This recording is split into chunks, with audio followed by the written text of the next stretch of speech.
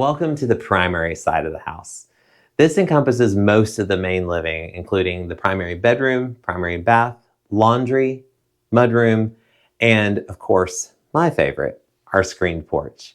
It's definitely a space that we can use year-round. The biggest element, I think, that changed the whole space is this gorgeous tile floor. We had gray concrete that was stained and had some issues from the construction. We wanted to bring something that was a little bit richer and made it really feel like it's part of the inside. So we added the wood accent border, which ties in with the ceiling, which also ties in with the living room. So you have that wonderful element that really marries the spaces. Then the gray slate just gives you that wonderful depth and character that you want in an outdoor space. We have plenty of seating for dining comfortably out here. And then this is really the spot at night. These comfortable lounge chairs centered around a TV, which is over the fireplace. Definitely plenty of warmth, even in the colder months.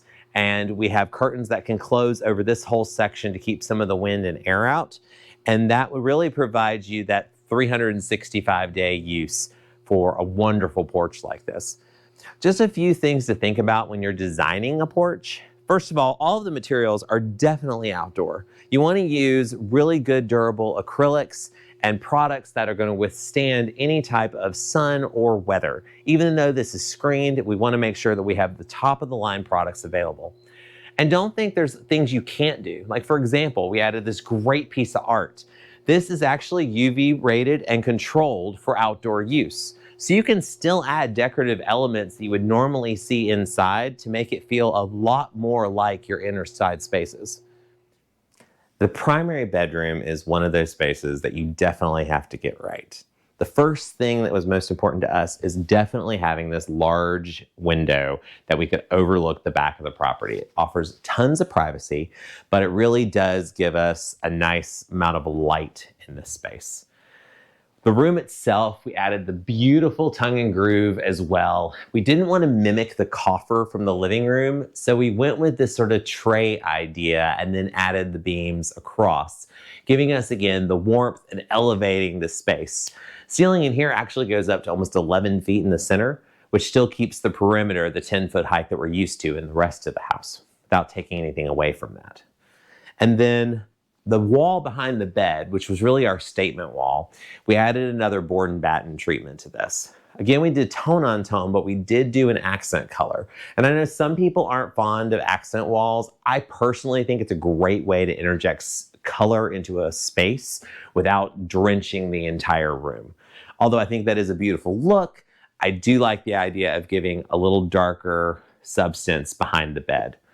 And of course, the bedding all plays with those textures that we've been talking about from the other rooms in the house. So you're going to have the wonderful linens, we have the chunky, softer, warm, cozy bedding, and then of course, lots of velvet textures, and then a little fun whimsy pattern as well.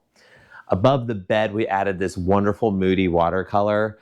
I am a huge fan of lighting art when you can. I think it definitely elevates it. Although this is not an extremely expensive piece of art, just adding the lighting makes it feel like a lot more of a substantial piece. And that's something you can add very inexpensively, even from Amazon or Home Depot. We had all of these great pieces, such as the chair over here in this wonderful shibari pattern. So we took a traditional style and added something that was a little bit more unexpected to that. And this makes a really neat reading area that we've added the wall mirror. Again, this is probably one of my clients' favorite pieces. It's a wonderful rustic feel, but it's very large scale. So it gives you tons of substance and gives you a lot of texture in a space. And then underfoot, we have the rug, which is just a simple tone-on-tone cut wool rug, and the cat, of course. Now let's go into the primary bathroom and show you what we did in there. This space was one that we played with quite a bit. Originally, we had considered putting a tub, but it's just not something that we need. And even though the space was very large, we wanted to make sure that we were making the home that fit our lifestyle and our needs. So with that, we did a very large shower here. I wanted to go with something a little more unique. So you'll see we did sort of the chevron marble tile on the walls, giving it a really neat shape. And that was beautifully matched. As you see down the plumbing fixtures, you have the center points really nicely done and wrapping the walls. And then anchoring the floor and the floor in the bathroom with this wonderful graphite look. We liked the hex shape just to make it a little different, and the scale was really good.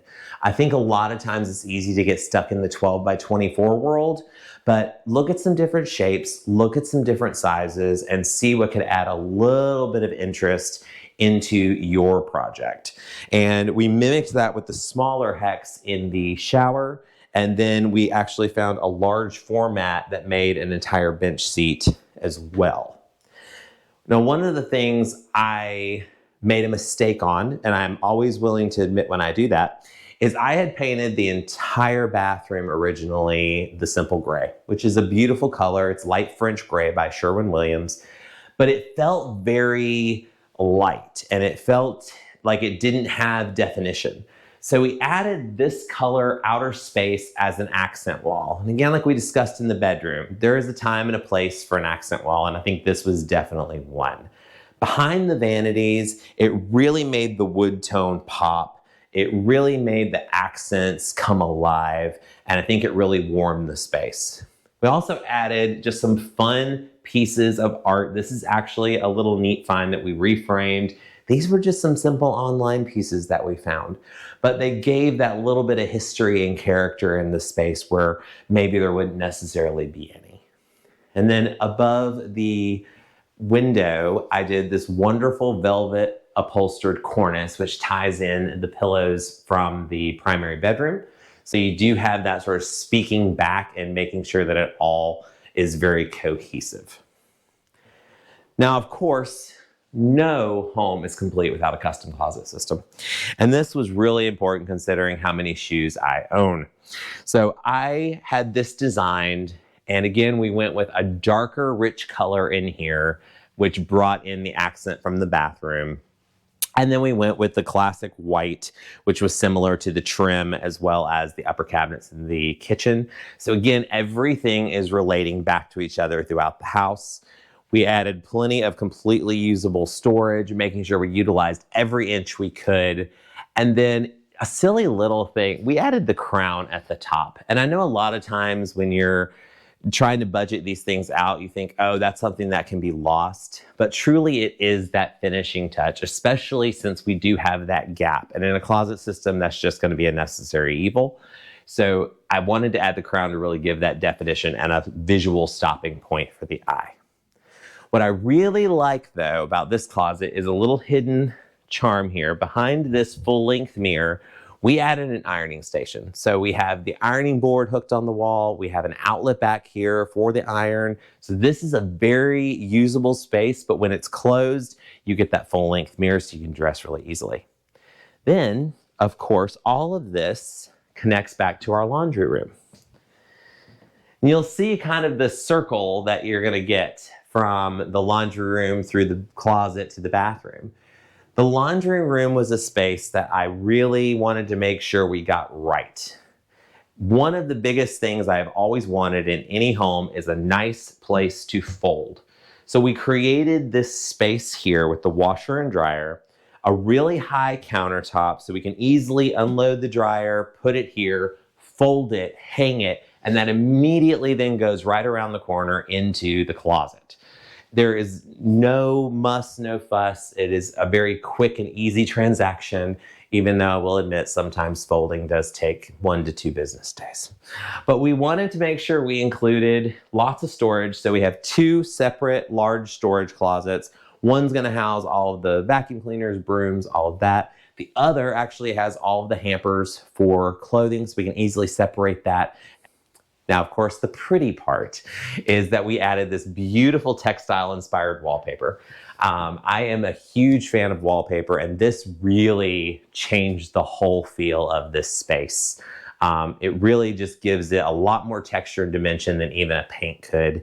and just made it a lot more inviting. And then, of course, we added the beautiful window treatments that ties in from the kitchen. So again, you have all of those elements that just keep repeating to make it all make sense with the rest of the home.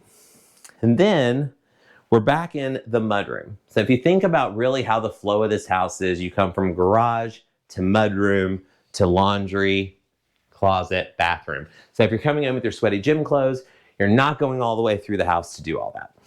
The mudroom is a great space. This was one of those that actually admits a little trial and error. I initially had purchased just a piece of furniture, had a little bench, it looked cute. It never really looked finished. So I'm very lucky that my husband is super handy and built this beautiful bench, which we had the upholster top done for, and then just some gorgeous custom pillows to get it a really nice deep bench space in here that you really can sit and tie your shoes on. And then we have the wonderful drop zone here, which has chargers for all the phones, places for the keys. Even under here, we keep a shredder so that any of that junk mail can immediately be disposed of. And then, of course, a place to put all of our pens, paper, all those odds and ends that you need. Instead of having a junk drawer in the kitchen, we keep it here in the mudroom.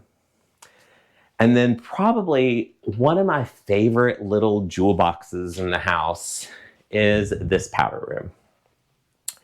We added the board and batten wainscoting in this wonderful rich blue, and then the plaid wallpaper above just gives it this whole nother feel. Coming in here just feels like you're kind of transported to another world. Again, we tied in the same tones that you've been seeing everywhere else. Those beautiful woods, we have in those wall panels. We have the really neat floating shelf with just a few accessories there. Old time pottery, this really neat mid-century house print that we picked up. And then in here, we went with all the black accents, so it keeps it kind of dark and moody and fun, but still very easily relates to what's going on in the rest of the spaces. So that is all for the primary side of the house. Next time, we're going to talk about all of the guest areas in the house.